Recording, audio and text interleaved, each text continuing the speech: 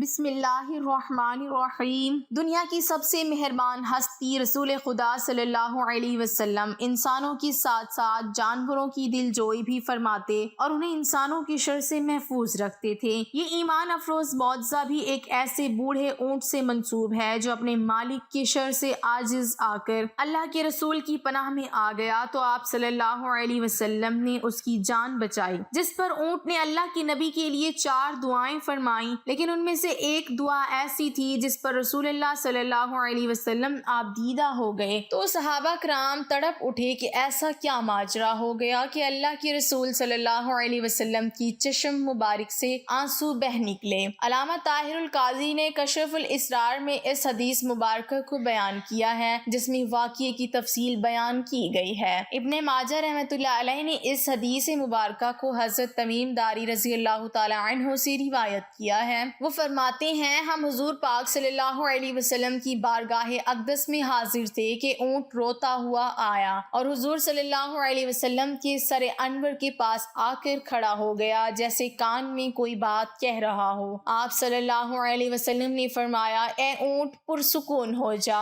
اگر تو سچا ہے تو تیرا سچ تجھے فائدہ دے گا، اگر تو جھوٹا ہے تو تجھے اس جھوٹ کی سزا ملے گی۔ بے شک جو ہماری پناہ میں آ جاتا ہے اللہ تعالیٰ بھی اسے امان دے دیتا ہے اور ہمارے دامن میں پناہ لینے والا کبھی نامراد نہیں ہوتا۔ ہم نے عرض کیا، اے اللہ کی رسول صلی اللہ علیہ وسلم یہ اونٹ کیا کہتا ہے؟ آپ صلی اللہ علیہ وسلم نے فرمایا، اس اونٹ کی مالکوں نے اسے ذبح کر کے اس کا گوشت کھانے کا ارادہ کر لیا تھا، یہ ان کے پاس سے بھاگ آیا ہے اور اس نے تمہارے نبی صلی اللہ علیہ وسلم کی بارگاہ میں استغاثہ کیا ہے۔ ہم ابھی باہم اسی گفتگو میں مشغول تھے کہ اس اونٹ کے مالک بھاگتے ہوئے آئے۔ جب اونٹ نے ان کو آتے دیکھا تو وہ دوبارہ نبی صلی اللہ علیہ وسلم کے سر مبارک کے قریب ہو گیا، آپ صلی اللہ علیہ وسلم کے پیچھے چھپنے لگا۔ ان مالکوں نے عرض کیا، اے اللہ کے رسول صلی اللہ علیہ وسلم ہمارا یہ اونٹ 3 دن سے ہمارے پاس سے بھاگا ہوا ہے اور آج یہ ہمیں آپ کی خدمت میں ملا ہے، پر آپ صلی اللہ علیہ وسلم نے فرمایا یہ میرے سامنے شکایت کر رہا ہے، شکایت بہت ہی بری ہے۔ انہوں نے عرض کیا، اے اللہ کے رسول صلی اللہ علیہ وسلم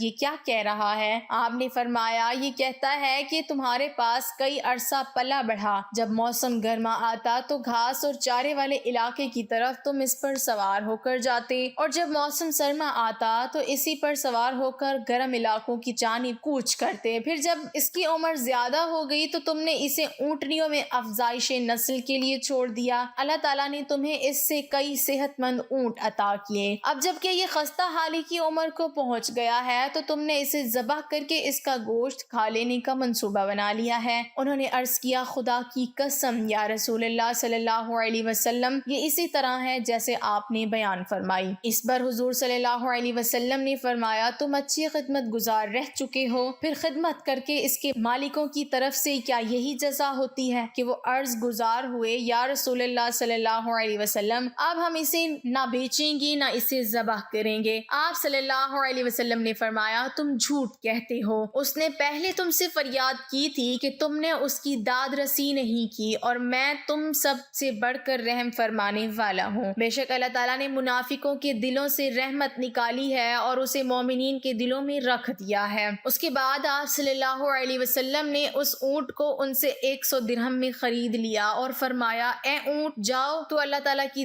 رضا کی خاطر آزاد ہے۔ اس اونٹ نے حضور صلی اللہ علیہ وسلم کے سر مبارک کے پاس اپنا منہ لے جا کر کوئی آواز نکالی تو آپ صلی اللہ علیہ وسلم نے فرمایا، آمین۔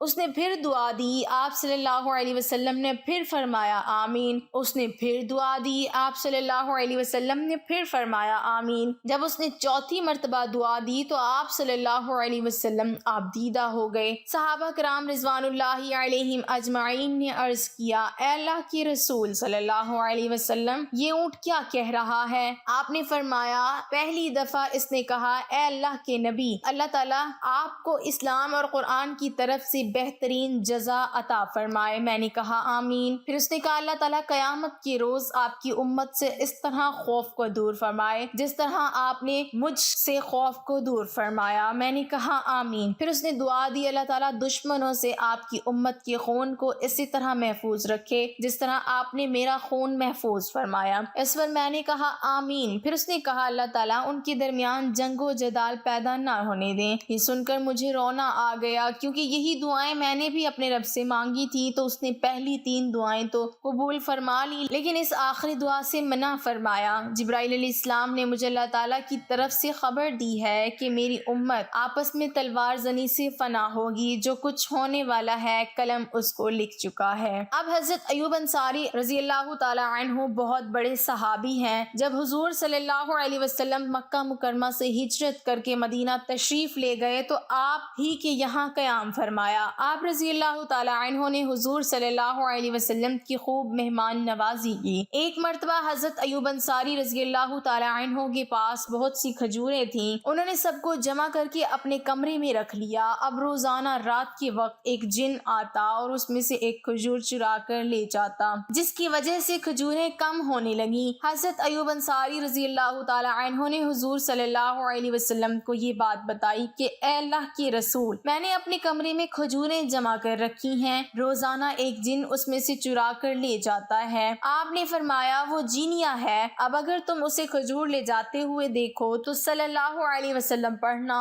اور کہنا اللہ کا نام لے کر نبی صلی اللہ علیہ وسلم کے پاس چل کر اس کا جواب دے۔ جب رات کو وہ جینیا چوری کرنے آئی تو حضرت ایوب انصاری رضی اللہ تعالی عنہ نے آپ صلی اللہ علیہ وسلم کے بتائے ہوئے کلمات پڑھ کر جینیا کو پکڑ لیا۔ جینیا نے درخواست کی کہ مجھے چھوڑ دیجئے، میں قسم کھا کر کہتی ہوں کہ اب میں دوبارہ نہیں آؤں گی۔ حضرت ایوب انصاری رضی اللہ تعالی عنہ نے اسے چھوڑ دیا۔ صبح کو حضور صلی اللہ علیہ وسلم نے پوچھا تمہارے معاملے کا کیا ہوا؟ انہوں نے کہا یا رسول اللہ صلی اللہ علیہ وسلم، میں نے تو اسے پکڑ لیا تھا لیکن اس نے قسم کھا کر کہا کہ اب وہ دوبارہ نہیں آئے گی، اسی لیے اسے چھوڑ دیا۔ صبح کو حضور صلی اللہ علیہ وسلم نے پوچھا تمہارے قیدی کا کیا ہوا؟ حضرت ایوب انصاری رضی اللہ تعالی عنہ نے کہا یا رسول اللہ صلی اللہ علیہ وسلم، اس نے پھر نہ آنے کی قسم کھائی تو میں نے اسے چھوڑ دیا۔ آپ نے فرمایا وہ جھوٹ بول رہی ہے۔ دوبارہ پھر جب وہ تیسری دفعہ آئی تو حضرت ایوب انصاری رضی اللہ تعالی عنہ نے اسے پکڑ کر کہا اس مرتبہ تجھے حضور صلی اللہ علیہ وسلم کے پاس لے جا رہا ہوں۔ جینیا نے کہا مجھے چھوڑ دیجئے، میں آپ کو ایک ایسا عمل بتا دوں گی جس کی وجہ سے شیطان وغیرہ بھی آپ کے پاس نہیں آئیں گے۔ تو وہ عمل یہ ہے کہ آپ اپنے گھر میں آیت الکرسی پڑھا کیجئے، اس کی وجہ سے گھر میں شیطان وغیرہ نہیں آئیں گے۔ حضرت ایوب انصاری رضی اللہ تعالی عنہ نے اسے چھوڑ دیا۔ صبح کو آپ صلی اللہ علیہ وسلم کو ساری باتیں بتائیں۔ آپ صلی اللہ علیہ وسلم نے فرمایا جھوٹی ہونے کے باوجود اس نے صحیح کہا کہ آیت الکرسی پڑھنے کے بعد شیطان وغیرہ گھر میں نہیں آتے۔ اس واقعے سے سبق ملتا ہے کہ ہمیں بھی اپنے گھروں میں آیت الکرسی اور قرآن کریم کی تلاوت کرنی چاہیے، اس سے گھروں میں برکت ہوتی ہے، جنات اور شیاطین اور ان کی پریشانیوں سے گھر کی حفاظت ہوتی ہے۔